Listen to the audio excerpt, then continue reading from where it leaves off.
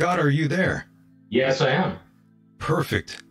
I am glad you're here, and we are also joined by a very special co-host this evening, Mr. Bobby Blades. Bobby, are you out there as well? I am, and it's great to be back. Yes, thank you so much for being here, and I thank both of you gentlemen tremendously for being a part of the program here tonight. There is so much to talk about, and Scott, definitely welcome to End of Days of the Michael Decon program. Thank you tremendously for being here and dedicating some of your time with us all, my friend. Thank you for having me on the show. It's a pleasure to be here. No problem, no problem. And as we get the ball rolling here tonight, let's go back to your roots a little bit, Scott. Can you tell us a little bit about yourself? Well, I'm in my 60s. I started high school in 1969, same year Apollo 11 allegedly landed on the moon. So during my high school years, the science teachers were very avid about it because the moon landings, of course, were happening at that time. They were very animate on it. They brought in all kinds of videos, the MIT videos on how the machines were built and all of that. And as I grew up, like everybody else, for quite a number of years, I believed that the moon landings actually happened. Yes. And as a matter of fact, even today, I would still like it to be true. No doubt. And by the way, Scott, did you grow up in a traditional religious household? Fairly religious, yes. Do you mind me asking which religion was that? It was Presbyterian. One of my very close personal friends is the late Dr. Reverend Fred Miller.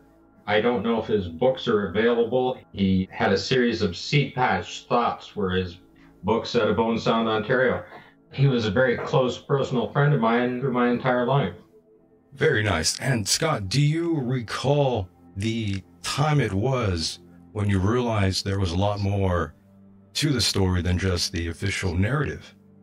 Well, in the early 2000s, I would hear a few things on the news. When you started getting faster internet speeds, I started watching a few videos where it was being questioned. And I thought, I was always a very avid NASA fan. So when their websites went up and they started uploading documentations and everything else, I was into those all the time. I was looking at their PDF files, all the report server and everything else, all their test results. I was always into that, right? And when you read them, you believe that that's true, that's the technology, and that's everything else. But when I started into the photographs and started to see the different things that I found, of course, I was looking for what other people were stating in the photographs themselves on there. And I thought, well, I'll stop looking at their information and I'll just research it on my own. I wanted to have an open and clear mind when I was researching this. And during that time, I had an awful lot of time because I was looking after my parents as they were aging. So I was up all night monitoring them and I had to find something quiet to do. And this is what I was doing for 8-9 years solid. I was into the photographs. I went back through the documents. I've downloaded all of the files. I've downloaded thousands of PDF files from them. And when I started going back through, I was realizing that all of the problems that they were stating in there, they were never fixed. And of course, in the photographs, I went well beyond what other people had found because I started to find similarities in the equipment. So I separated the files into each piece of equipment through all 6 missions and compared them all. And what you will find is that it's the same equipment being used. It's the same LEM being used for all 6 missions. It's literally a studio set. Right. And by the way, when we originally talked the other day, I had said to you that I've seen a sort of resurgence in this topic, that it has come around, and history tends to repeat itself. And if you look at a lot of the headlines today, a lot of it seems to be repeating. You also mentioned that it didn't exactly go away, and you know, a big part of me does agree with you. The subject hasn't exactly gone away. It's only evolved. That's right. Well, with the 50th anniversary coming up, NASA is the one that's doing the promotion on it, and it's giving media attention right across the board on everything. This is not a conspiracy. This is an absolute fraud. Quite a difference. Definitely. Okay? And if they could prove it wrong, they could simply stand up and say, watch what we can do, and go there right now. And they simply can't do that. Yes, with all the theories that have been going around for many, many years now, it seems more recently a lot of things have garnered the attention of NASA to come out and sort of address certain issues that have been talked about. And I think a big part of that has to do with, I know some people won't like this, but the flat Earth community. Even though I don't believe the Earth is flat whatsoever, I think the amount of those individuals out there have actually forced NASA to actually come out and say anything about that sort of thing, which is a little bit silly to me in my personal opinion, but just my opinion. Don't get too triggered out there, those flat earthers out there who listen in. Go ahead, Scott. Well, as a matter of fact, my videos that I have put up, Paul on the Plane, who's a flat earther. I've seen that, yeah. Does my videos for me. I look at the flat earth stuff. I have no opinion on it myself. Right. My research is in NASA and the Apollo missions, on the photographs and the documentations. They do ask some very hard questions. That's true. I'll give you that. Answer. And I would like to hear the answers of it. I'm not going to research it myself. This keeps me busy. My videos, you'll find them on Paul on the Plane. He has his own website.com website, and as well as he has them on YouTube. On YouTube, yeah. A very popular channel, Scott. He has them on BitChute as well as a backup channel. You will find them under the Faking Space series. And it's an award-winning series. He's a professional when he does the videos, and he has his own radio show on Truth Frequency Radio. Yeah, he does a great job with the show on YouTube there. I haven't heard the radio show. I wasn't even aware of that, but the show on YouTube is great. Great presentation. I do like it. Yeah, well, the videos that he does, when I'm giving him the information, he's very quick to pick up on and understand what I'm saying, and he puts them together quite well for me. Very pleased with that. Yes. And by the way, on a side note here, as we get the ball rolling, I was curious about your opinion on space tourism. Over the last couple of years, we've been hearing all sorts of different people getting involved in the business. Elon Musk, and of course, Jeff Bezos, another one. What's your take on that, Scott? Do you think that's actually a good idea? Is it actually safe? Well, they're not actually going into space. They're going above the Kármán line, which is 62 miles, which is the technical line where you're physically in space. That's what they call it. But you're not out of the Earth's atmosphere at that point. You need to be out much further than that to escape the atmosphere. Those are nice little flybys. It gives them publicity, it gives them funding, it gives them whatever. And I don't think much more will come of that. Understood. It seems to be pretty expensive as well. If you remember early last year, we saw the Tesla Roadster. Many believe that was a hoax and not real footage. Any comment on that, Scott? It's probably one of the best CGI films you'll ever see. I mean, I can't believe that you can't put a camera on a machine that can last more than a couple of hours without the batteries going dead. You know, like if it was a real thing, it would be giving you a continuous feed, and as it went out, it would give you actual footage of the Earth. Amazing. And none of that is there. A lot of people truly believe that was, I again, call it the CGI. first Uber cars. Pretty good, pretty good. And, of course, I did mention another book to you, by the way, a specific book, Scott, titled Somebody Else is on the Moon by George Leonard. It's an interesting read, and you're not exactly aligned with any of that sort of perspective on extraterrestrial life on the moon. Correct, Scott? That's right. I believe that's good for the comic books. It's just too romantic, would you say? Well, the idea that there would be alien life forms that were able to travel those great distances and only get to the moon and not come to Earth and us not know about it would be pretty interesting indeed. No doubt, no doubt. I can't see them just stopping there when this would be the location to come to. It seems a little like the Earth is quite a distinctive planet when it comes to its color, size, and atmosphere. Yes, and lots of individuals who have been on this program have said that there's an ET presence on the moon and huge crystal towers. It's something that has been said for many, many years, and it's still echoed throughout time. But one thing we can agree on, I'm sure, is NASA airbrushing photos. I think we could all agree on that one. Oh, absolutely. They are the largest studios in the world as far as film and videos, things like that, right? They are the largest today. I mean, when you take someone like Neil deGrasse Tyson and they bring his imagination to life and put it in those documentaries on space, right? That's all done by them. And they're fantastically done. I mean, they're beautifully done. I've watched them all, the entire series, but they were doing that back when Carl Sagan was around. And by the way, Scott, do you recall what age you were specifically when this topic really hit home for you? Okay. By 2008, I really got serious. You dived right in then? Yeah, I bought a brand new computer at that point, faster internet connection. I could start downloading the photographs. And as soon as I found a few anomalies, I just had to keep looking. Yeah, I don't blame you. That's how it usually starts. The curiosity takes over, and then it's too late. You jump into that proverbial rabbit hole. Right. First, I was doing it for my own personal needs, just to satisfy myself. And it didn't matter what university or Johnson Space Center or whatever. Nobody would respond to me if I sent them an email asking them a very simple question. Very interesting. And before we move forward, I wanted to tag back to something I mentioned a few moments ago. I just wanted to round this up here. What exactly are your thoughts exactly about extraterrestrial life in the universe? Do you believe there is, or do you believe there's life somewhere else?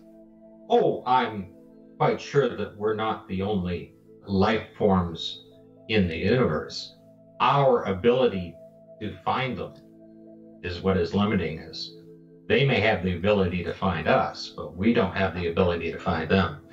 Very interesting. And of course, you shared some photos with me as well as the slideshow presentation. I first wanted to talk about the American flag that you had discovered was wet. And how could there be any moisture on the moon? Very interesting. Well, that's the Apollo 17 flag. And there's another series of photographs that go with that, which are the two astronauts. And basically what you're looking at is when they were filming that, it had rained. The ground is wet. The astronauts basically are just two guys playing in the mud with a wet flag. And that's what's in the photographs. Yes, I'm looking at one of the photographs now, by the way. That would be slide 34. That image, it says the flag is very wet, easy to see as it dries back from the edges.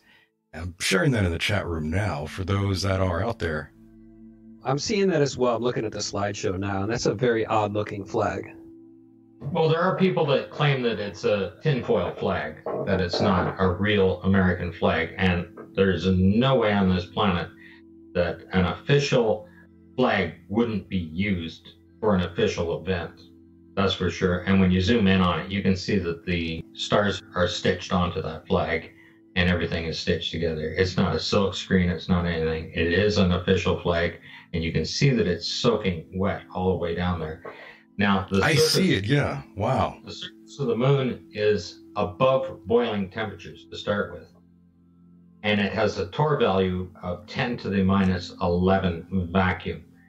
And once you get down in the torr value to around 30, not even into the minuses, just around 30, you won't have any water. The same as you evacuate an air conditioning system on a car, they pump it down. Well, the reason they pump it down is to remove all the moisture. Like a low roughing vacuum will do that. The lowest we're able to create on Earth is a torr value of 10 to the minus 6. The Van Dusky vacuum chamber can pull that amount. The walls are 10 feet thick. They're specially lined so they don't pull air or anything through the actual concrete on the walls. It's 8 feet of concrete and 2 feet of steel. on the thing, and that can pull a torr value of 10 to the minus 6. And that's equal to 130 miles off the surface of the Earth. Amazing. And I observed a lot of the photographs along the way, and it still has me perplexed, really. And I'm going to pull up another image right now. That would be, I believe, I think that might be slide 3, picture number 3. 3 Apollo rovers there. Oh, yes. That's Apollo 17. Correct. The one on the bottom right is one of the official resting places where they left the rover before they took off, and the wheels are actually turned in that one. There's another official photo where the wheels are straight, and they're actually 2 separate rovers. The one on the left-hand side, they've used that rover for 15, 16, and 17. It's the same rover, and they're easy to identify because the frame rails on them, they're all hand-built machines, and the frame rails are different on each one. Seems like they use the same equipment. On slide number 8, if you have it up there, that is the Apollo 17. The 3 different rovers are there, and the top 3 pictures are right in front of the right wheel. I mean, you can't change the frame on the machine when it's on the surface of the moon, right? Those are 3 separately configured machines right there. Oh, I see that. It's like the fenders on the wheel. One of them is all busted up, and then in the next shot, it's like it's fully repaired, and it's not discolored or anything. This one is kind of reddish, and then on the third one, it looks a little like ashes or something, but it only goes halfway. The frame rail itself, one is welded in, the other one's a straight box frame weld, and the third one is actually bent, it's curved. And the suspension arms behind it are completely different configuration. And that's on frame number 8. Oh, okay. The one on the left-hand side is 2 box frame pieces welded together with a little pin sticking out, and they're all welded to that. The next one comes in, and it's 2 box frames welded together, and the one on the right actually is bent, it's curved. And the suspension parts are completely different behind each one.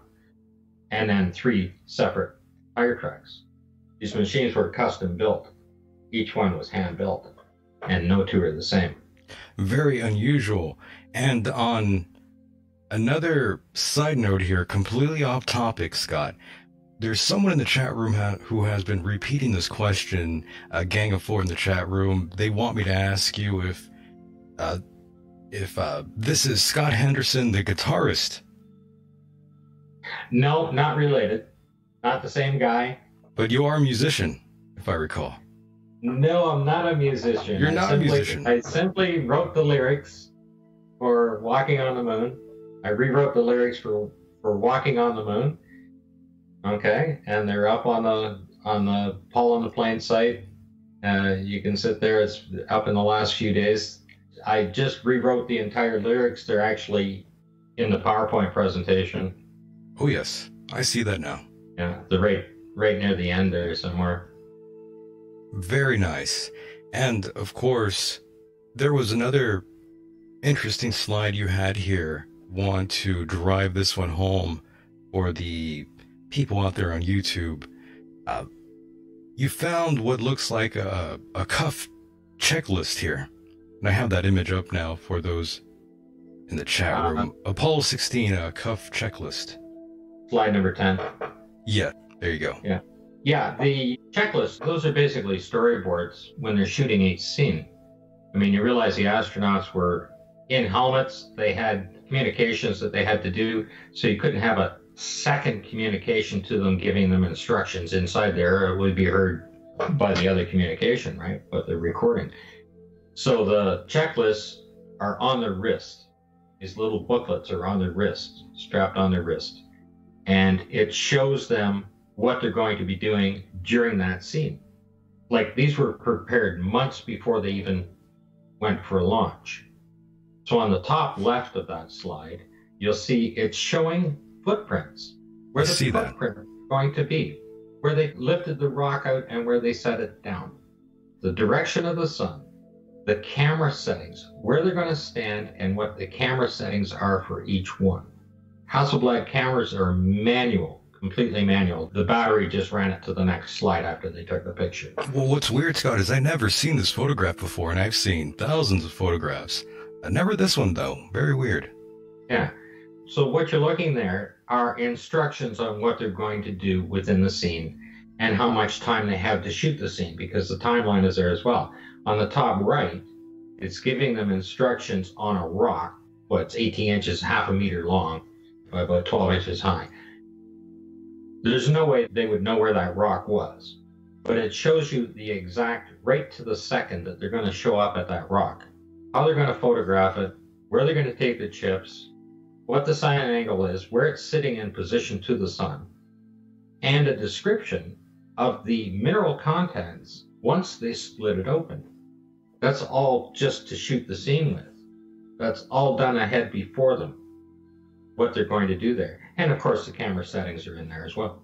All of the cue cards are like that. And moving on to the next slide, number 11. The one on the left is the Apollo 16. That's called the Grand Prix. And there's an actual video. Anybody can Google it, the Apollo 16 Grand Prix, and they'll come up with it. And that's the rover when they're out racing around. This is in the cue card showing them where the position of the cameras are going to be and how they're going to drive the rover to shoot the scene. I see.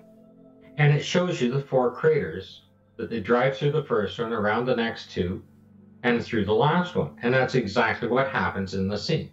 Now, you also have somebody that's taking photographs of it, and there are 2 cameras there being operated, and the machine is moving. Somebody has to operate those cameras. So I don't know how many guys they had on the set to shoot that. Yeah, that's another... Right. Yeah, thank you for saying that. That reminds me, first of all, where were these photos obtained, Scott? The photos are all on the NASA journal site. Uh-huh. There's a partial set of them on a site called March to the Moon, and they've put them all up on Flickr. Okay, very nice, very nice. 2015, they're on Flickr as well. They've been highly modified on Flickr. They've hazed them over, they've enhanced them a little bit, so blurred them out to make them smooth them out a little more, to hide more stuff. But they are there. The journal site has them for sure. Journal archive site for NASA is there. They're all there. Now, Scott, do you have any idea where the Apollo missions could have been taped? I've been told in a studio in Hollywood, and I've also been told the Mojave Desert. What's your take on that? Well, I've been asked that a lot of times, and as far as I could tell, for shooting it outdoor, they practiced at Flagstaff in Arizona. All the practices were done there. So I looked up their training schedules, their flight schedules when they were flying back and forth from Houston, or from Cape Kennedy, back and forth through, and when they were being interviewed. So all of the equipment, all the practice equipment they were doing there, all their training was being done there on the thing, and basically they're using the exact same equipment that they practiced with on it. And that's where I believe that the entire thing was shot, was at Cinder Lake, just north of Flagstaff, Arizona. And of course, Cinder Lake is also where they blasted in and made a replica of the moon's surface. And it's still there today. You can Google Cinder Lake in Arizona, and you can actually see the moonscape is still there. The one that they set in when they were practicing. Amazing. And now I have slide 14 up, which is a very good image to show the listeners out there. I know we jumped a little bit ahead. Well, that's fine. You can jump around anywhere you want. That's fine. I can keep up with anything. This particular photograph, you have the Apollo 11 descent stage on the left-hand side and the Apollo 15 on the right. And what you're seeing is, if you see where the ladder is located, directly to the right of the ladder is quadrant 1. And inside that is the helium tank, and the helium tank pressurizes the other 4 fuel tanks and pushes it through to the engine.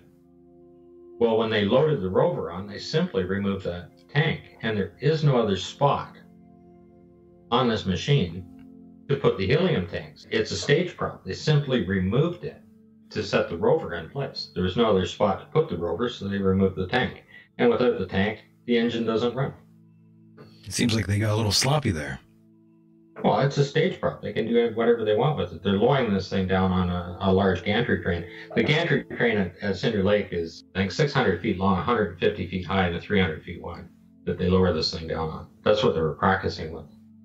And there are videos of them bringing it down on that to practice with, to do their simulations. And I just believe they just finalized the video off, did their full simulation, and that's what you're looking at. And if you look at slide 12, and what you're going to see right here is the actual date. The date, it says the 11th of the 28th, 72. This is for Apollo 17, as you can see that. And you can see that the inspector is Jones and the photographer is Post. Now, I thought the astronauts were the photographers. They were the only ones on the moon. So what's Post doing? I have no idea what he's doing there. But the date, the 11th month, the 28th day of the 11th month, 1972. Well, they didn't take off until a week after that. Very interesting. Yeah, I think they landed on the 16th or something like that. It took off. Yes. They took off December 6th or 7th, I think. I've forgotten. There's that many there. It should be on there somewhere. I have a note of it where it is. Yes, but that's about a week earlier. And like I said, the photographer's name is Post. Yes. And then if you go back to slide 11, on the right-hand side, you'll see that they've penciled in Jones, and that's because that's where he's going to be standing when they're shooting the simulation. Yeah, and that's where he's going to be standing. They don't want to have him in the simulation. Somebody tried to tell me that those are craters. They even tried to put one up on the NASA site, claiming that it was a crater. And they were even using that particular thing that I clipped out to show that and they're saying that that's a cluster crater now, and they've added it in. It's just hilarious. Yes. And of course, the craters are pretty deep. Oh, and yes. That line that you're looking at there is the line that the rover is supposed to drive down, and they would never drive through a crater. Nor do they have any photographs showing them flying through it, like driving through a crater. Good catch. And of course, we move on a little bit forward here to slide 16, the Buzz Aldrin watch. Very interesting find here. You'll find this one up on the Allah site, David Percy's site. He has, I think, 20 of my photo slides up there. The watch says 14 minutes after 11. The official time that Buzz Aldrin set foot on the moon is 3:16:15 UTC time. That would make it a quarter after 11 when he actually set foot on the moon. This photograph is taken 59 minutes and 20 seconds after he set foot on the moon. His watch should be on UTC time because they were so-called monitoring them all around the world. So they're on universal time. If he was on Florida time, it'd be quarter after 12. But they're in Arizona, so it's quarter after 11. And that's why the watch is that time. And of course, just to drive another point home, what would be the reason why NASA would fake this sort of footage? Well, of course, they needed to distract most of the nation from all their civil disputes that they were having. Yeah, racial disputes they were having. And Vietnam as well. Vietnam War, you had people being assassinated. This was a great distraction. And of course, they had to prove that they were the most powerful nation in the world because of the Cold War. Right. Russia. And you'll also notice in that photograph, his right-hand glove is not actually done up. Where the ring connection goes is right in front of you. Can see right at the top of the gauntlet part, you can see the little black band there. Mm-hmm. Just under that is the ring that connects the sleeve to the glove. And the other connection on the glove end is down just where the watch band is. So it's physically not connected. There's about 2.5 inch space in there where it's not even done up. And that's a very popular photo, by the way. It's in the billions of views every couple months right now. Yeah, it's a very well-known shot. And again, it seems like No one noticed that little piece there. I never even noticed this thing here. Good well, find. the gloves aren't matching either. They are when he came down the ladder. There are 2 matching sets of gloves. I have a video on that as well. Paul and I have a video on that. Gloves are matching coming down. And then right here, they're not matching. 2 different gloves. You can't change gloves. That is very strange. Just like you can't put sunglasses on the moon either. Every suit has a sunglass pocket up on the right-hand shoulder. That's why I wrote the music for Walking on the Moon. And it's Show Me How to Wear These Walking on the Moon. And you can watch that video on Paul on the Plane channel or at Hoax.net. Very nice. And of course, moving on to slideshow 17, I believe it is. Oh, yes. Well, here we have the simulation is being shot at 2 different times. On the left-hand side, that is supposed to be Neil Armstrong taking a photograph of Buzz Aldrin coming down the ladder. And of course, in 1969, there was a live feed to all the media channels with a TV camera sitting, and it was so-called mounted down. And on the right-hand side is an image from that TV camera. Do you remember seeing the footage, by the way? Absolutely. When you were how old? I was just starting high school. Starting high school, okay. I was 14 years old, right? Did that blow you away, seeing that? Oh, I absolutely believed that it was the real thing. Right. But on the right-hand side, the TV camera is shooting at exactly the same time that photograph was taken. And you can see where Neil Armstrong had to be standing. You can see the ladder, and you can see the leg behind the ladder on the backside of the LEM. What you see on the right-hand side, the camera is supposed to be mounted on that mezzo that folds out, and is supposed to be shooting, and that is a secondary strut that's there coming out to the bottom of the ladder. So that camera has to be sitting out basically right in front. In the left-hand photograph, the camera has to be visible there, right in front of that leg. And it's not there. And of course, in the right-hand photograph, that's the live TV camera, and Neil Armstrong is way over on the left-hand side where you see that white spot. You can watch him walk around. He should be out right just under where it says Aldrin. He has to be standing out that far to be able to take that photograph. And it's at the same time. You can see Aldrin's leg coming down the ladder. Yes. And if you look at the color plate for magazine 40, it is dated one day before the videos are. They were shot the day before. All a week or so, 10 days before they physically landed on the moon. One shot on the 10th, the other shot on the 11th of July. And they landed on the 20th. Yes, and now we move forward to slideshow 19. Oh, yes, this is Apollo 16. Right. And what you're looking at is LEM that they've used over and over again. They practiced for a few years with it, and it's still sitting out there for another 2 years since Apollo 11. And on the top right-hand side, you can see all the paint's peeling off of it. And where I show the arrow there where it's pushed out on the flat panel on the left, they've actually put an explosive pack in there.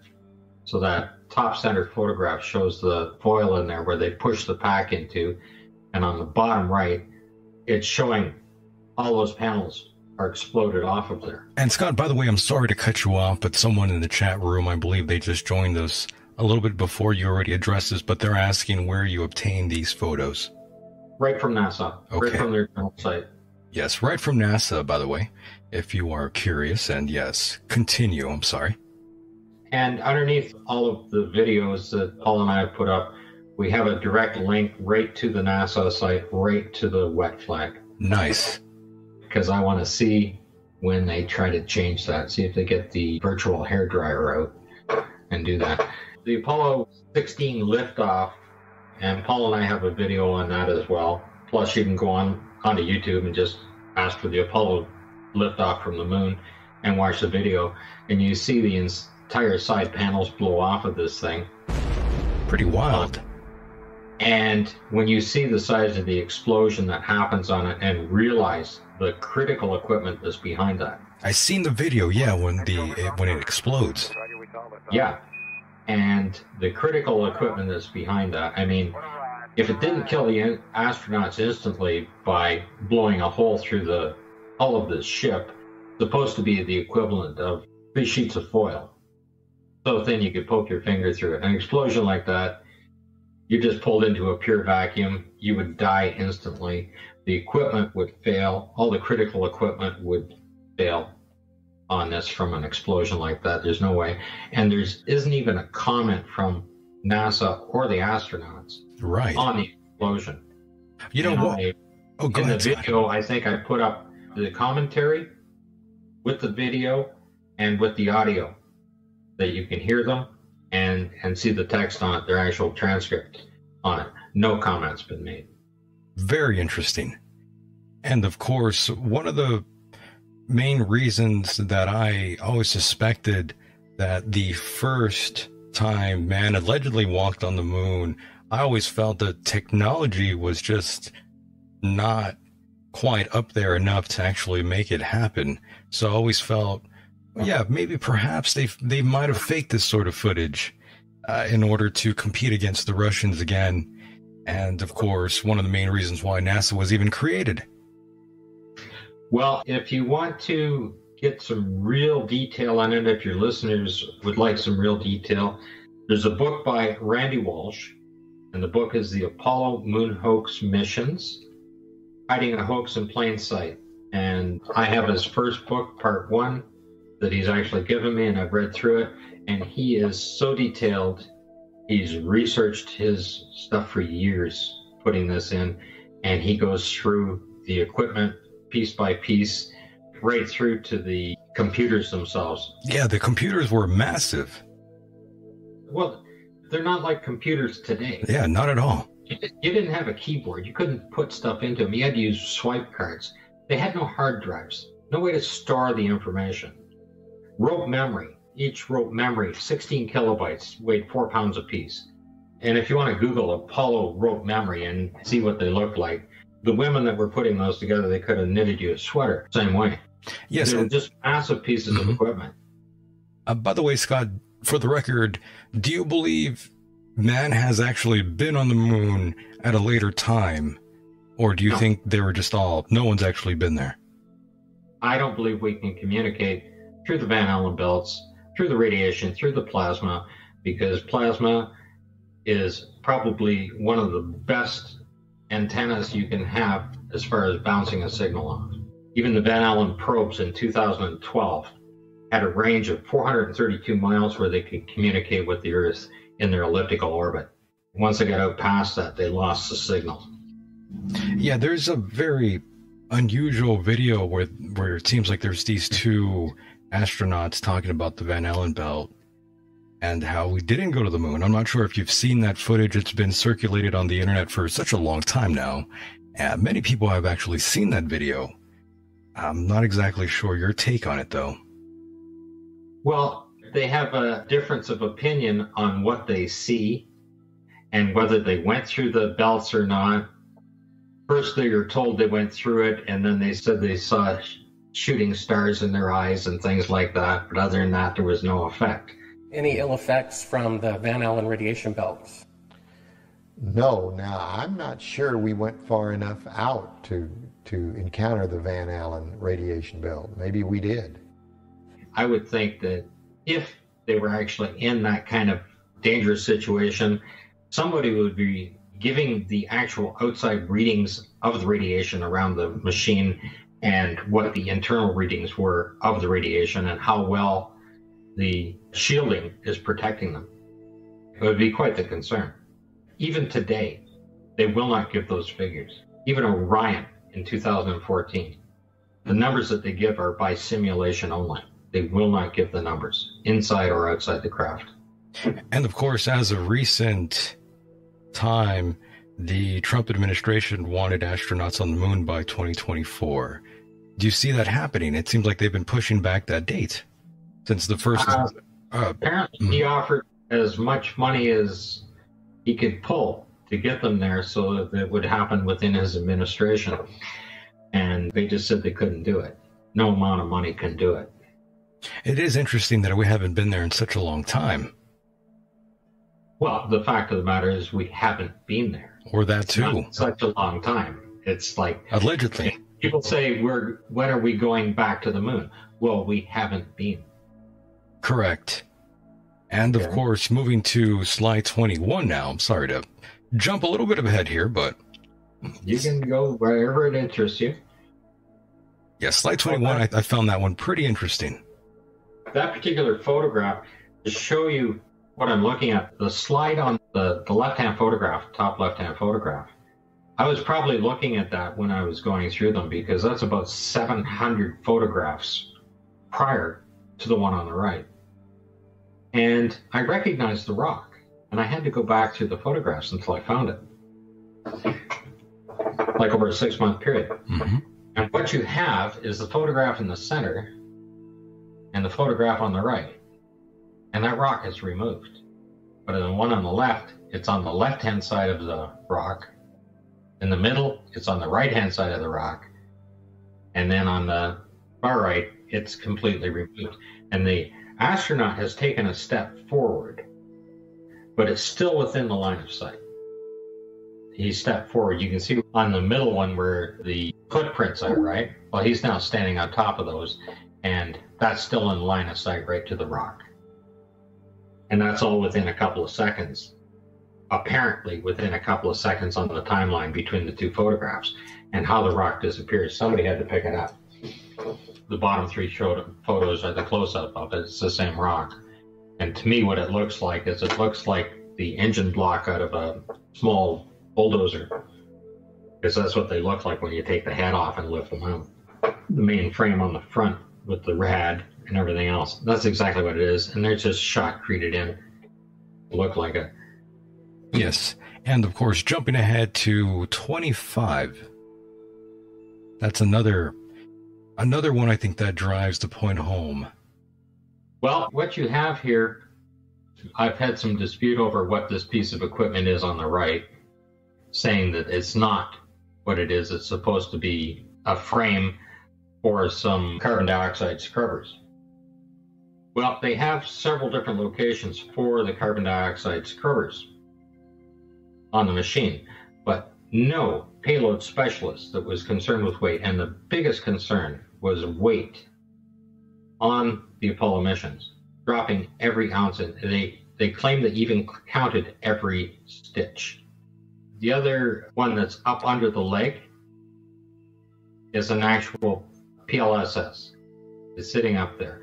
I believe the one that's sitting down beside the leg is they've taken the abrasion cover off to show you what's inside, which is just 2 canisters, and they would have had fans in there to help keep the astronauts cool. On the left-hand side is what is supposed to be inside of a PLSS. Okay, it weighs about 180 pounds. Those top 2 tanks, or purge tanks at the top, are pressurized to 5,800 pounds. And I would not want to have those sitting right behind my head. That's true. When you step into a vacuum, because you wouldn't even find pieces of your head when those things blew out. Yes, and of course, next slideshow's already up, by the way, when you are ready. On the left is Apollo 15, and it's showing the damage to the exhaust housing, the exhaust bell housing. It's actually sitting right down on the ground, and it's wrinkled in, and there's another better shot of that, which is 22. We'll pull that one up after to show it off. It goes with this. Oh, 22, right? Yeah, 22. Okay. You should probably show it first. I'll get that right now. This is Apollo 15. If you're watching any of my videos, they literally dropped this machine on the ground. One of the gantry straps broke, and this thing dropped about 8 or 10 feet down. It damaged the rover. The rover literally was thrown off the Apollo 15 in the simulation. Wild shot. Those arms sitting down there, the 2 white arms coming down there with the cables hanging off them, and then the 2 pieces on the ground, those are the lowering arms for the rover. They're snapped right off. Those cables are snapped right off. The bell housing is crushed right in underneath on it. And of course, I showed a close-up on the right-hand side there of the cables that are snapped off. And on the far right are the schematics of how the rover is mounted in on those cables and how they're lowered down. And of course, also just to make a note that the refuge bag up there is now getting mold on it. It's been laying around since Apollo 11. So if we go back to 26, the other one you had up, with the two bell housings. The bell housing on the left is Apollo 15 shot from the other side, showing the wrinkle on it.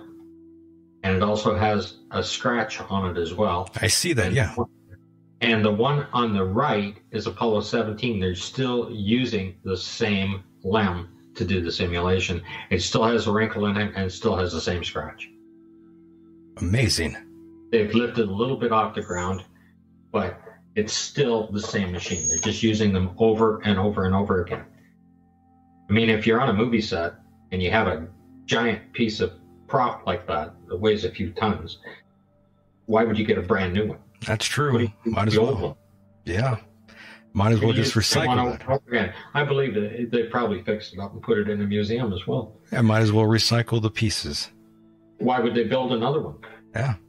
Good point. And of course, this is my favorite shot, slide 28, Scott. Love this one. That's a shot when they're panning around, and that arrow on the left there, that's zoomed in, and that is a car sitting on the set.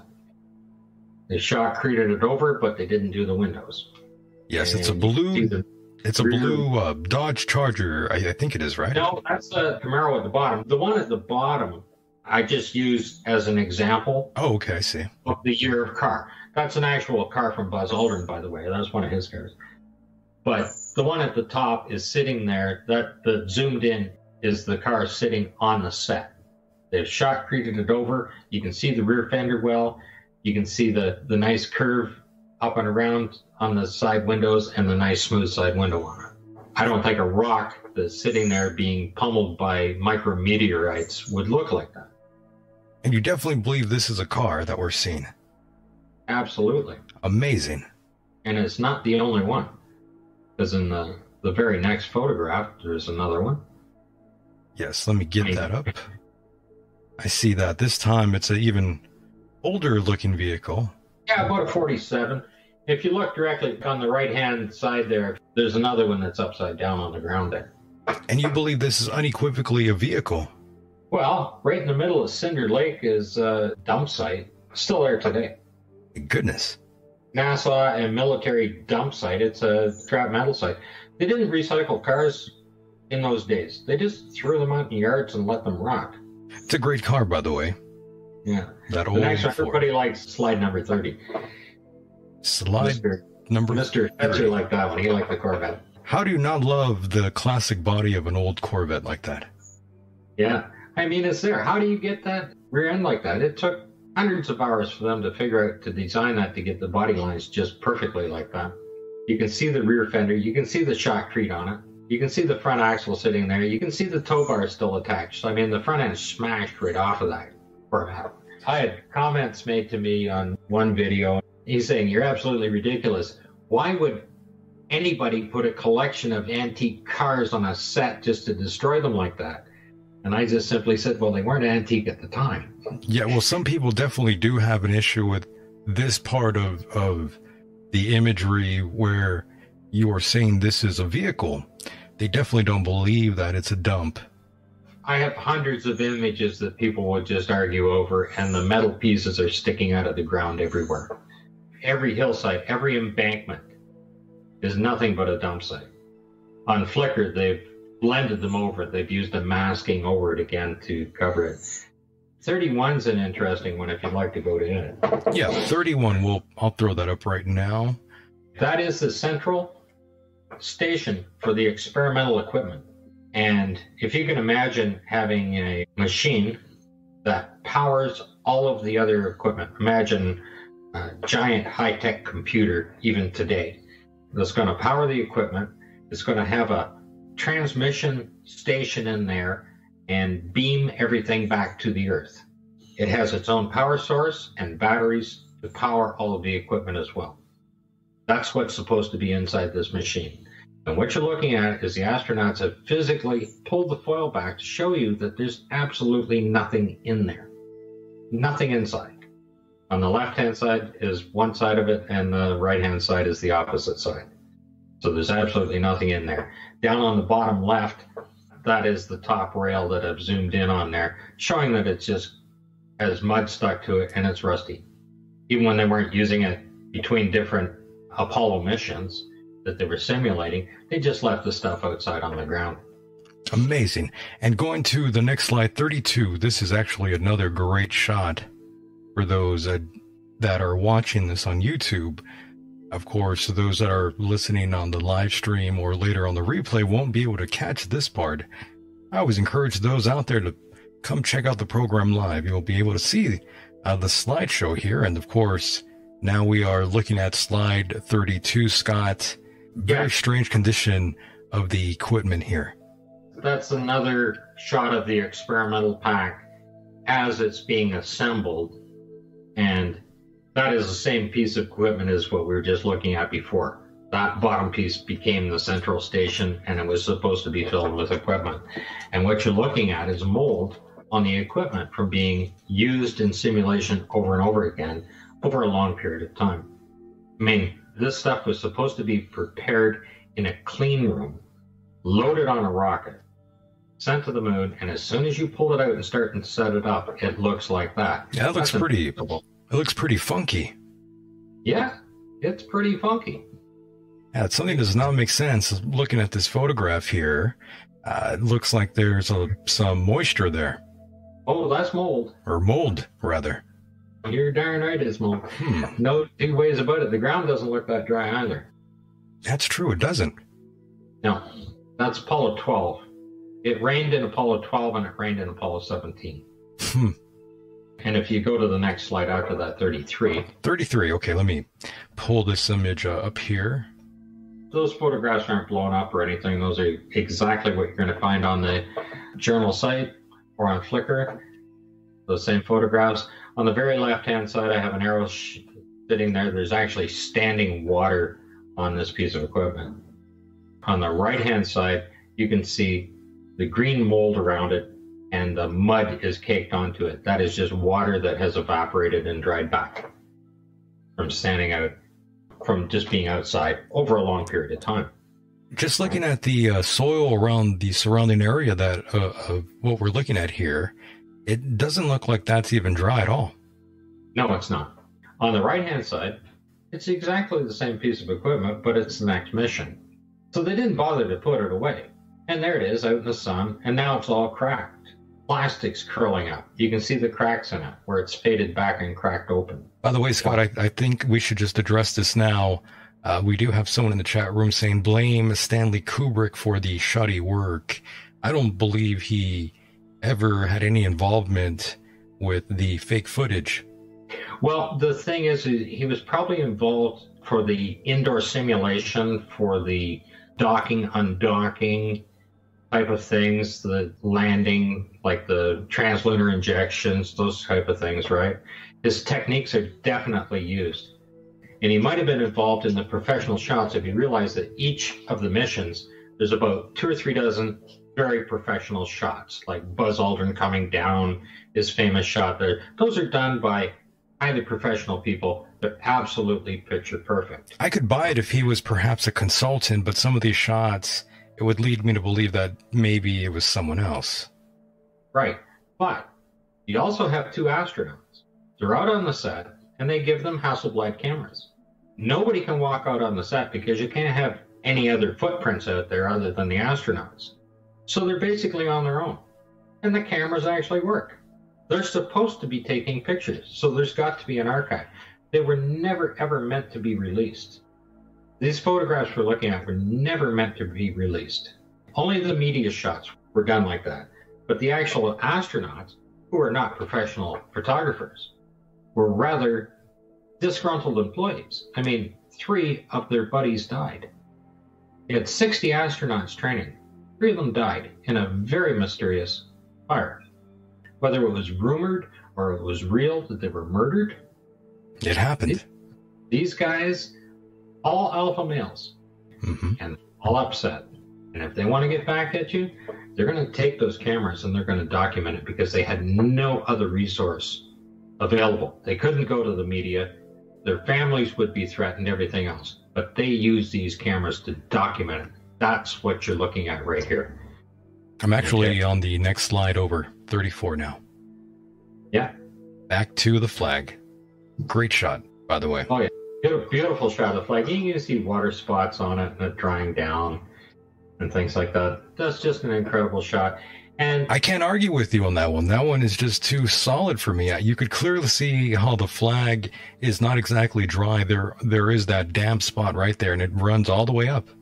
well, that large file one that I sent you, you can see it in the white and the red as well. It's all the way across the top frame on it, the whole 9 yards. Yeah, you could see it on the red now. Yeah, I see that. But the one thing that amazes me is these photographs have been analyzed and studied for years. People that believe that they went to the moon, people that don't believe they went to the moon, have studied these photographs. They put them into photographic software, pulled them apart, put them back together, and looked at them, and in no time has any one of them ever seen that the flag was wet. And I have to ask myself, why am I the only guy that can see that it's wet? You know, Yeah, like if you believe they went to the moon, you can't see that it's wet. Yeah, I've never really noticed this. I've seen this photograph, I'm sure, but I've never noticed that.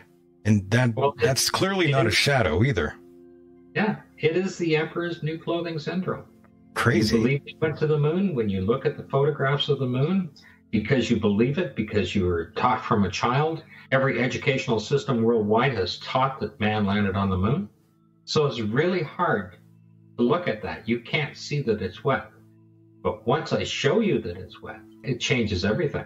It really does, actually. Very unusual. Because that can't be on the moon. Photographic film does not work on the moon. Yeah, again. And that shot past at 35 is Harrison Smith, and he's picked up actually some mud and he smeared it on his suit. And in the very next shot, they've washed it off. The suit is clean again. Impossible. Yeah, I'm throwing that up right now. Now it's on the screen. It's a great shot, too. Yeah, you can see that it's washed off, and you can see that the suit is wet. And if that isn't more blatant, I mean, how much more blatant can you be if you're actually picking mud up, putting it on your suit to show people, then washing it off and taking the next shot? It's very deliberate. They are the whistleblowers, but these photographs were never, ever meant to be released. Yeah, it's almost like they totally forgot they even took them. Well, the astronauts, like a lot of the films, disappeared and everything else. Or they destroyed them, is what one claim was, that they destroyed all the original footage. That's what NASA claims. Right. So how did these get protected? Great question. How did these photographs get protected? I mean, they didn't need them for the media. They didn't need them for anything else. The astronauts took these photographs. They kept them. They documented them. And then when interest came in at the 20 or 25th, right, that's when they started putting them up. Yeah. When the internet started to happen, when you had enough bandwidth that people could actually look at them, because it was 97 to 99 that they went up on the journal site. And they put them all up. And the people that scanned these in and digitized them to put them up didn't even look at them. And why would they? They believe that man landed on the moon. So why would there be anything wrong with the photographs? Right. They can't see it. If they believe they went, you can't see that. But when I pointed out, they can see it. One of the weird things that I've noticed, it involves the astronauts themselves. A lot of them seem to have mental issues, especially even ones that aren't even in space, like that Lisa Nowak, I believe is her name. She was the one who was wearing a diaper, stalking someone out there, if I recall correctly. Yes, I recall a little bit. Do you remember that? I don't pay much attention to it. I heard about that, yes. Very strange. And of course, Buzz Aldrin, who I believe had issues with depression and alcoholism throughout his life, he seemed very unhappy. All of them did, even Neil Armstrong, his lack of ability to get out and do public speaking or anything else on it, right? He wanted to be noted as a pilot, and he was a great pilot. Yeah, it was really strange. And of course, he got very violent at one time when someone approached him about them faking the moon landing. He went and hit a man. Oh, yeah, that was Buzz. That was Buzz hitting Bart Zabrell. Right. Forgot the guy's name. Interesting. And of course, going to the next slide here. Yeah, it's just little morning mists. I stitched a couple of them together to show it being there. Yeah, Somebody there we go. said, it could be something else. And I said, well, what? There's no wind. Can't blow the dirt up. And for those that are listening later on, it says the crews must have started working early in the morning and then had to wait for the mist to clear. The astronauts were kind enough to take a couple of photos to record the event. Yes, they were very kind enough to shoot all of these photographs for us to see. And it's the way they shoot them. They each have their own style, how they reveal the frog. And when I started looking and I started to see 3, 4, and 5 shots of the same rock, then I spin them back and forth to see what's missing, what's been taken away, what's been added, what's been whatever, right? And they have certain ways of pointing it out. They use the equipment to point it out, just the way they frame the photograph to point it out. But when they do 6 or 7 in a row, there really is something there to be seen. I just can't believe I've never seen these photographs before. Most people haven't. They don't dig back down through the files. Very, very strange. And of course, moving on to 37 now. Yeah, that's the surveyor. And of course, those 2 panels on the top there are supposed to be solar panels. It is remarkably similar to the Russian probe. They're almost identical. Even the cutout, even the way the top pieces are cut out with the different edges on them. That's basically a piece of particle board with 1 by 3 down the front of it.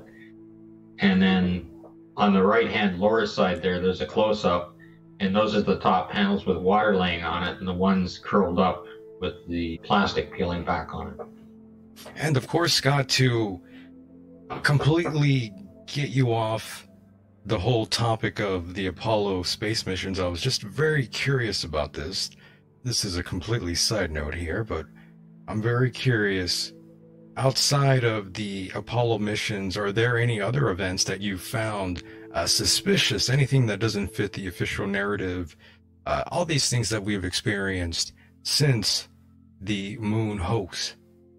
If you consider that the number of satellites they claim to be in space, providing communications, whether it's your cell phone or your TV or whatever it is, right? Right. Okay. I don't believe that those satellites are there. I mean, Arthur C. Clarke was a fiction writer, and he in fact worked out how the speed of a satellite and the distance away from the Earth at the equator would be to create a stationary object in space that would stay over one area of the Earth as it rotates. So it matches the speed of the rotation of the Earth at the same time. And that's how you create the Clarke belt at 23,700 miles at 3.07 kilometers per second is what he worked it out to be.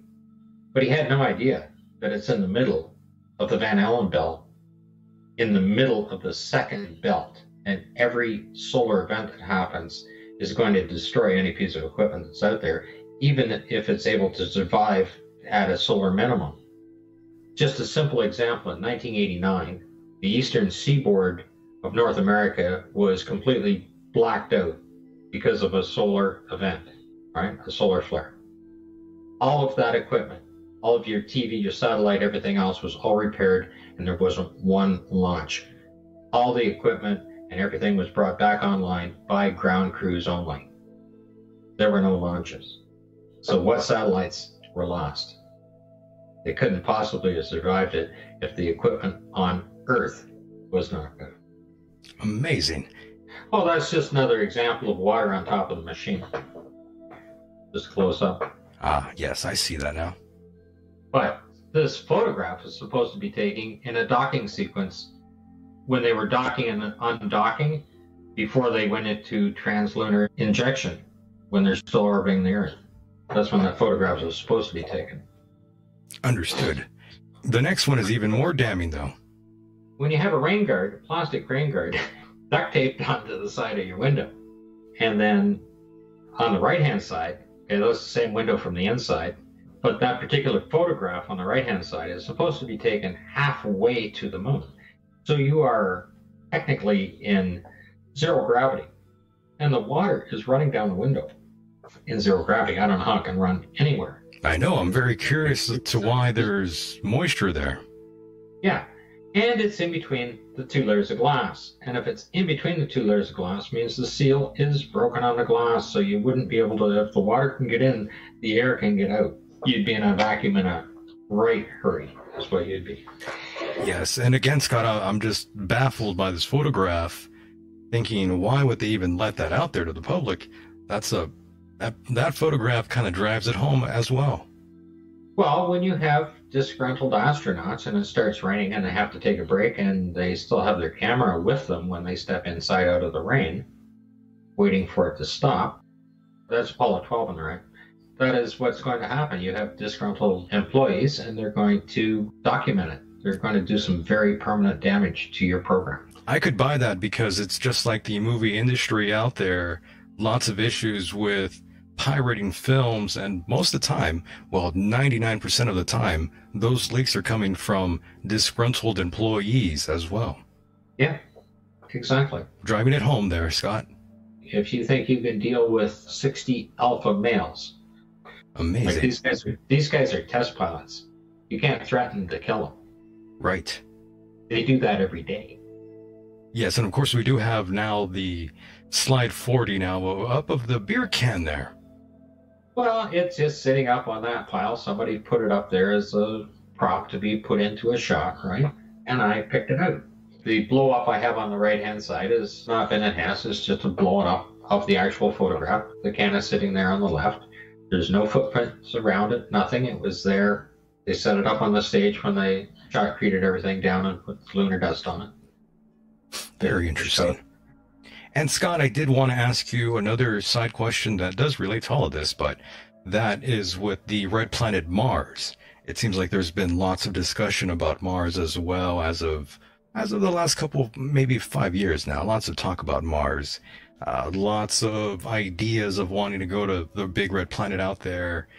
I was actually wondering what your, I guess, perception was of the very famous faces of Mars. If you remember back in the early 90s, all over tabloids, when you would go to Vaughn's, you'd see the faces of Mars all over the place on those tabloids. Your take? Yeah, the faces themselves could be anomalies, whether they're physical structures, the theory that we may have migrated from Mars to here when it became unsuitable to live. Right. I mean, over billions of years, it may have been possible. You can't say no to it. You can't prove it either way. It's a good theory. It makes sense. There's some very interesting photos. I'm sure you've looked at them. I've looked at the photos. Yeah, there's some great shots. There.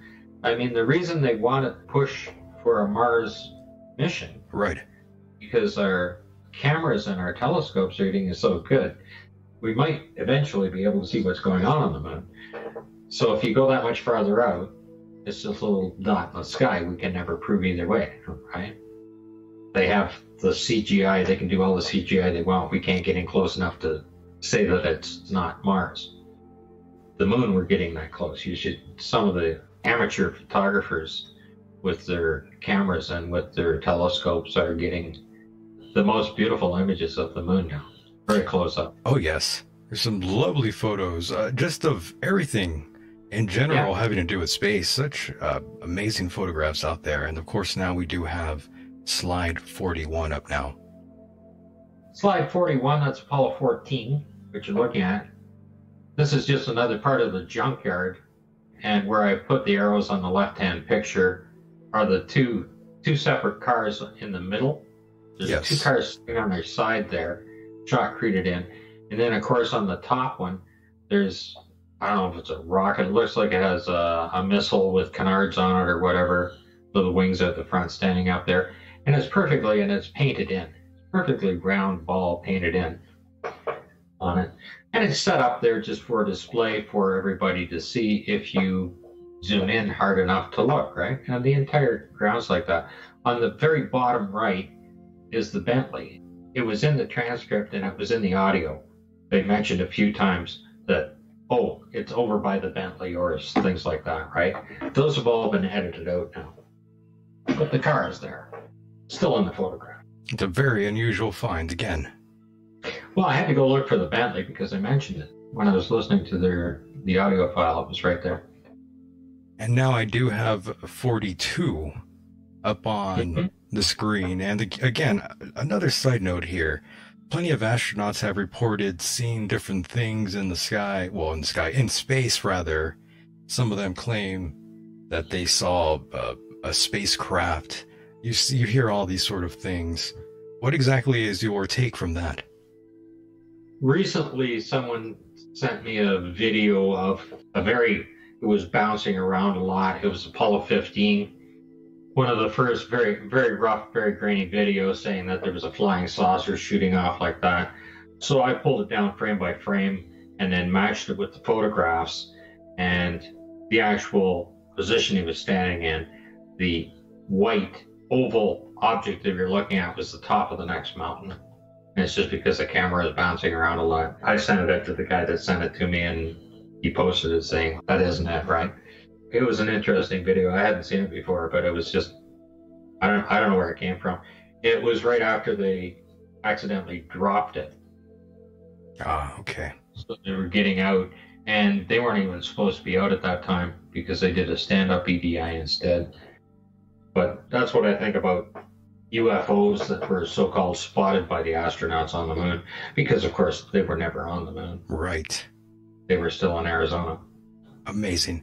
And now we are skipping a little bit ahead here to slide 46. Okay. Great photo again.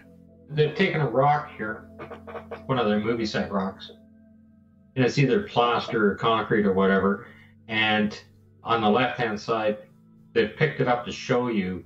So I put the arrows along there to show you how they sprayed the shotcrete over top of that to create the effect that it was a lunar rock. And on the right-hand side is a close-up where the bottom arrow is on the left. There's actually rope. There's a bar there, and there's rope tied around it all the way down. I mean, when they're putting these things together and forming them on the set, any junk that was on the ground, you're in a junkyard, right? Just throwing that in for filler. Understood. And of course, I'm remembering there is another photograph. I'm not sure if I have it up anywhere. That was with the rock with the marking of C on it. 45. Okay, but that's Apollo 11. Yes, that's Apollo 11. Okay. The C rock is in Apollo 16. The little insert at the bottom right is the Apollo 16 C rock. Well, they're on the same movie set. So the same rock is in Apollo 11, and it's just about 10 feet to the right of the shadow of the flag. And on the top right there is the close-up of the rock. That's slide 45 with the little C on there, and that's a very strange find as well. I can't really have any sort of NASA made explanation for that one. NASA made it disappear. So I found the same rock in Apollo 11 that's in Apollo 16, but it's in all of the missions. If people want to go out and spend 8,000 or 10,000 hours looking through to find this rock, go ahead. Just send me the photo number when you find it, because I have them all. If you step back one then to 44 then. Yeah, let me go back to that one. I haven't saved that one yet, but loading it up now. And again, I did get another question from one of my listeners, but they sent it to me on Twitter. A private message to me. I'm not sure why they don't just call in. But again, they wanted me to ask you, again, why would NASA do this? And again, there's plenty of reasons why NASA would fake a landing on the moon. And one of them, of course, is money. I believe NASA made what, like $30 billion? They spent that much money, but they sell their technology that they don't have. So they're getting back $10 on every dollar that is invested. That's not small chump change. Not at all. Anybody that says, oh, the Sea Rock could be a hair on the magazine or whatever, this is a ball bag for a golf course. There's GC on the bottom of it. Yep, I see that. Yeah, I work on a golf course. I know exactly what they are. They're like little miniature golf bags, right? And they're just the ball bags where you grab 100 balls to go at the driving range. They have the handle on the side, you put the balls on. That's exactly what it is. Very nice. And we are winding down here, but Now we will be looking at slide 47. This one in particular, this is another method of creating a rock using a wire mesh and then plastering it over. You see it at Disney or anywhere else, right? This is how they create different structures on it. So on the right-hand side, the blow-up, of course, the astronaut is pointing it out using the tongs there. There's a little rake tong. And right below it is that shot, and you can see the wire mesh underneath it on the right-hand side there, where I blew it out. Certainly. That reminds me now, Scott, since we have made it this far, and I totally forgot to ask you about this. I should have asked you early on. What exactly is your opinion on Wernher von Braun? Well, he was a rocket scientist. Right. He didn't know anything about human spaceflight. He's a war machine. The only thing they had to do is launch that thing to hit a particular target on Earth. They weren't designed for spaceflight at all. Yes, many people see him and different views, have different feelings for him. Some believe he's a hero, others believe he's just a war criminal. In the eyes of the people of the United States, he's both. True. He did help propel did he change from one to the other when he came to the United States? That is the question. That is, yeah, that's the main question. We know what he was before. Right. And we know what the United States say he did for them, which he did. But for what reason? There's always an underlying purpose when it comes to him. Yes, that's when things get a little muddy there in the waters when we bring up von Braun. That's right. And the other half of his team went to Russia. We have such a complex history, don't we, Scott, here in America? We'll never know the true answers. We really won't. The true reasons why people do what they do. Right, because you don't see life through their eyes, so we won't ever know. All we know is what the results are of their actions. Right.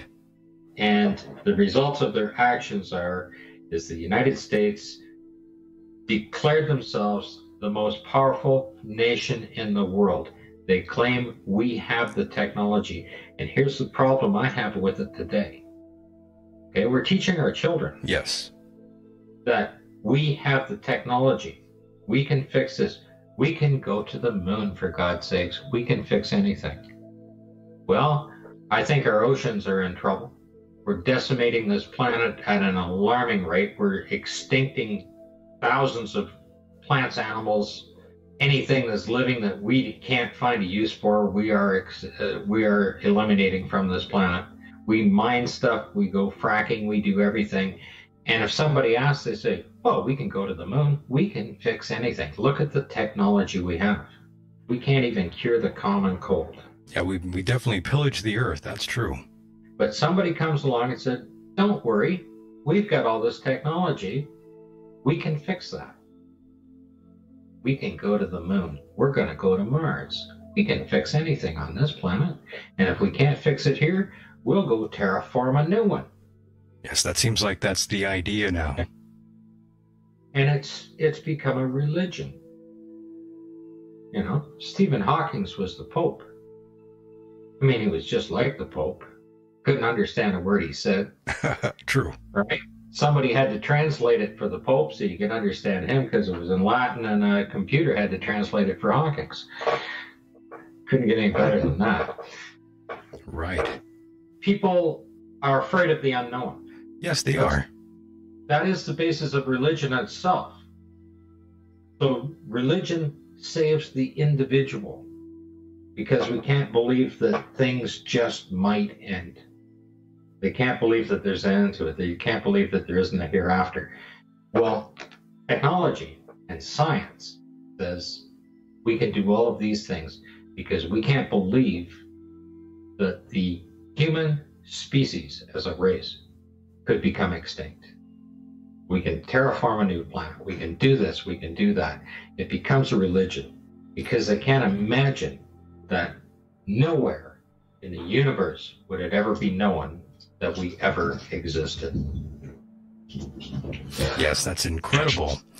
And of course, now we do have slide 49 up now, by the way.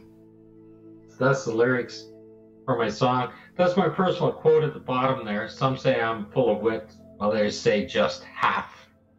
People call me a half-wit, I guess. So take me on your spaceship and we'll have a good old laugh. We'll go walking on the moon.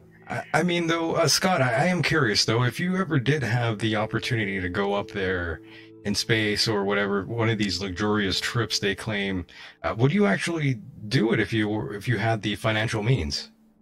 Oh, absolutely. Not afraid of heights, I see. I would love to take an orbit around. I'm too terrified. I would love to do that, Scott. That's like a once-in-a-lifetime opportunity, but someone like myself... I would actually love to do even the 100-mile that they're offering, like SpaceX and that, right? It'd be beautiful, though, no doubt. I mean, you'd be high enough you'd see the curvature. Right. It would solve a lot of things that way, right?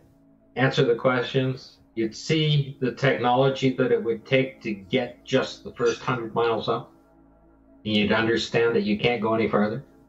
Like you're already at 100 miles, you're at a torque value of 10 to the minus 5.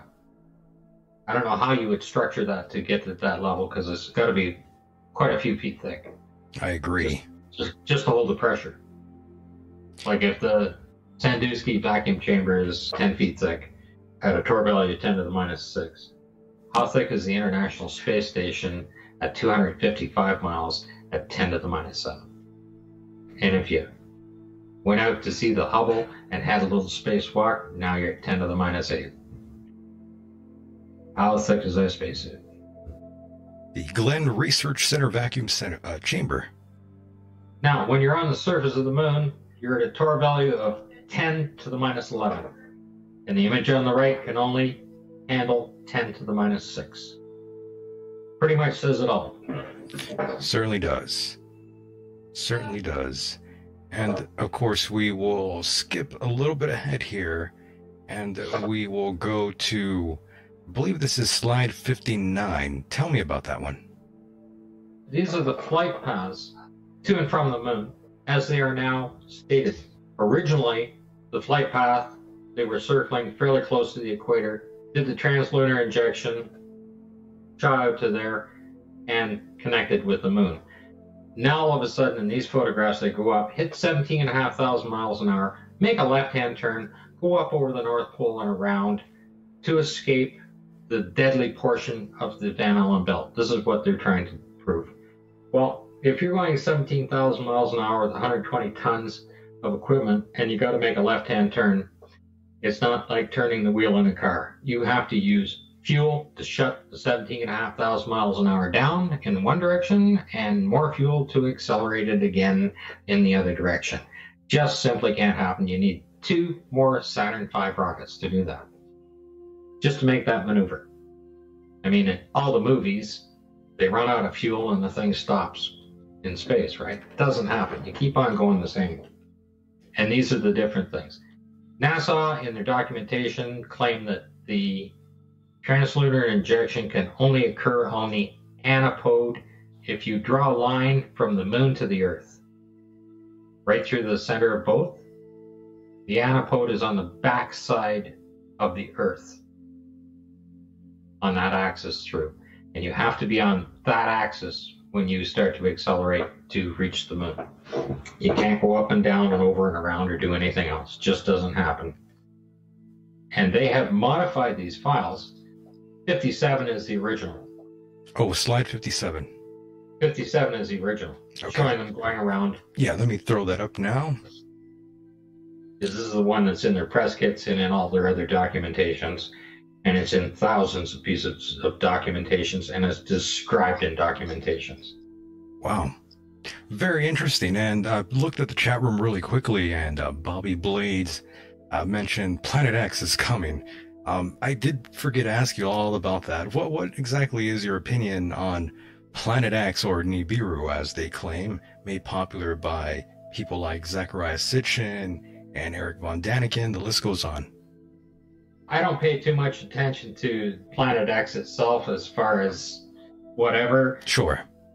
It's all to keep interest in space It's always another angle to get interest in space. It gives another layer to the conversation when you're talking about it, and it makes people think in a different path. True. If we're going to get hit by something, we'll never know what happened. We won't even see it coming. We don't have eyes out there to look. The one that hits us and takes us out, just like the dinosaurs. Apophis. Allegedly. I want to be standing right smack in the center of that when it happens, so you never know what happens. Allegedly, a huge asteroid, for those that are listening, Apophis, will fly by Earth Friday the 13th, 2029. That's what scientists have been saying, but, you know, I don't know if that's accurate or not. Oh, it's going to be Friday the 13th or April 1st, right? Allegedly. Yeah, they fly by all the time. There was one that had flown by, and it actually was inside of the lunar orbit. It was closer than 250,000 miles. They didn't find it until about 2 months after, when it was going by, and then they backtracked it and said, oh, hey, it must have come from here. That's how close it came.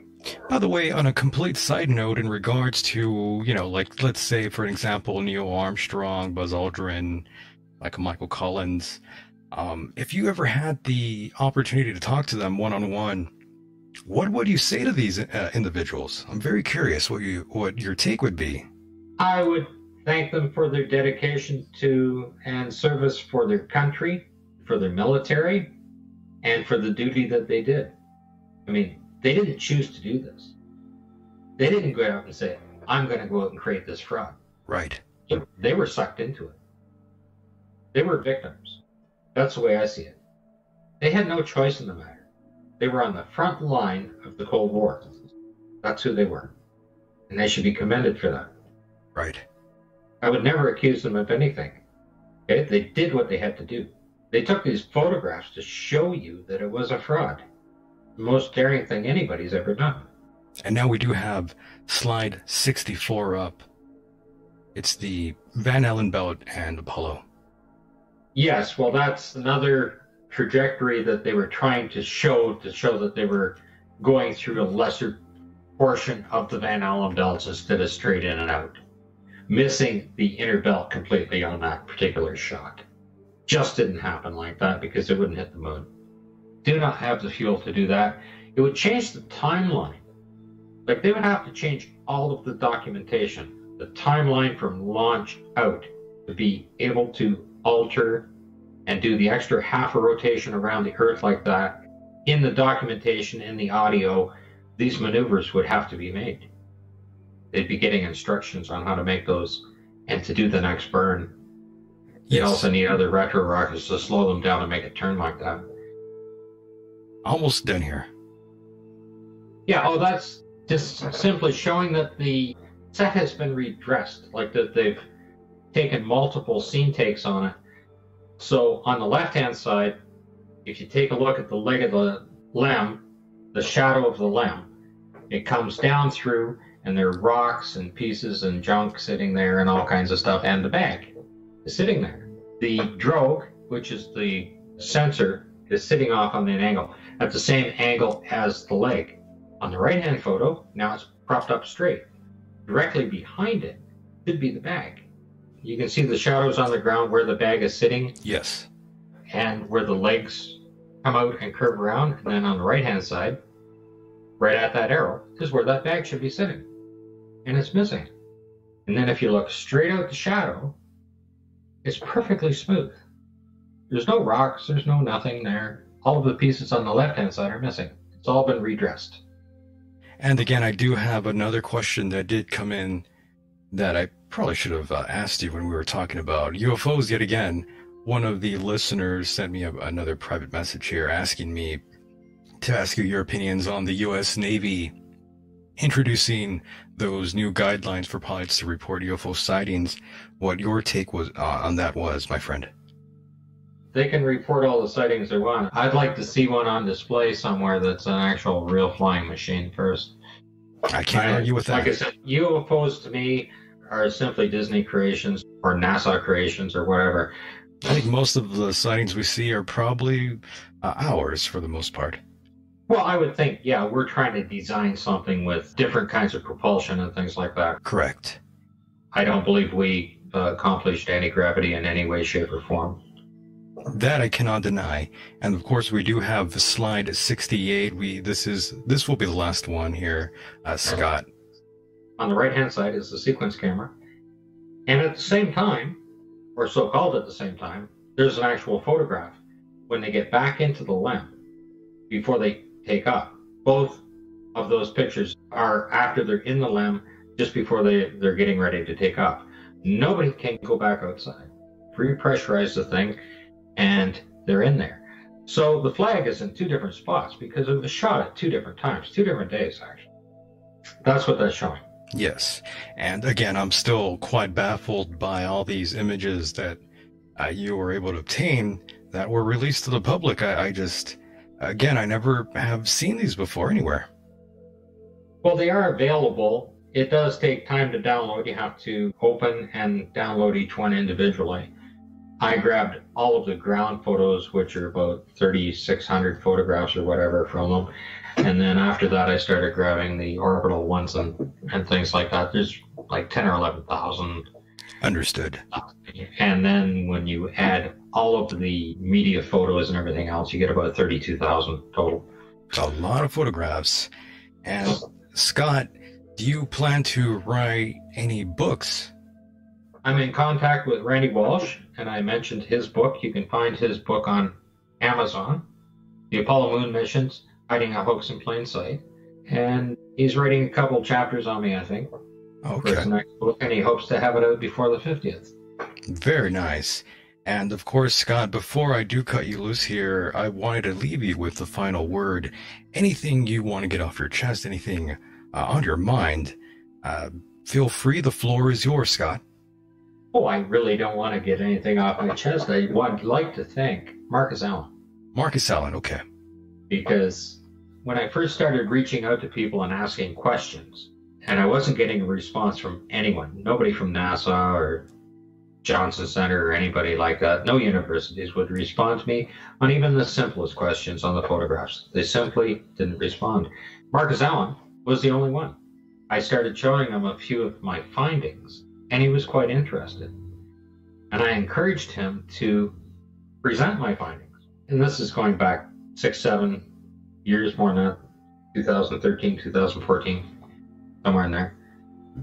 And we've been in contact with each other, hundreds of emails a year. He's looked at all my work as it's being developed. He knows these photographs inside out and backwards. He knows the films. He knows the cameras. And he's been doing it for more than 25 years himself. And he actually encouraged me to come out and present my own information. And so he encouraged me to come on a few radio shows with him to help ease me into it. Sure. And it got the attention of David Percy. And David Percy said he'd like to have the photos done in this kind of format, the same that I've put in this PowerPoint presentation. People can look at these photographs. They can disagree with me. It doesn't matter. The fact of the matter is these photographs exist. I didn't take them. I didn't post them online. I didn't prepare the set to show what's in there. Everybody else did that. I'm simply saying, here, have a look at it. The flag is wet. If you can't see it, I'm sorry. Right? If you need a PhD to see it, well, a lot of people are going to, die before they get one. Very true. And small water, right? They'll soon become extinct if they can't fit by water. Right? Unfortunately, yes. But once you see it, there's no way not to see it. And this is the point. When I point something out and say, this can't happen, like this last image, how can the flag be moved?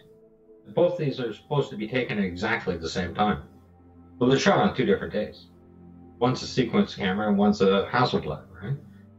2 different days. If you look at the color plates on the front of them, the dates are on there to show you that those are on 2 different days when they were shooting it. Yes, and Scott, I do want to thank you for being a part of the program. Tremendous. I did enjoy talking to you. Very informative, and I did enjoy the slideshow as well. Great presentation, great program, lots of new information that really hasn't been made to the surface. It hasn't really been acknowledged yet on the surface. So I do thank you for coming forward and presenting this to us tonight here. Well, thank you for having me on, sir. No problem. We'll definitely do this again in the near future. We'll talk again, and probably this time we'll cover some other topics, perhaps, that will transpire some more great dialogue between us here. Okay, thank you, sir. I hope everybody gets out and takes a look for my videos at Paul on the Plane and at apollohopes.net, and my photo plates I have up the David Percy's Alles site as well. Perfect. Thank you so much, my friend. I'll talk to you on the other side. Okay, thank you, sir. All right, good night. Good night. Night.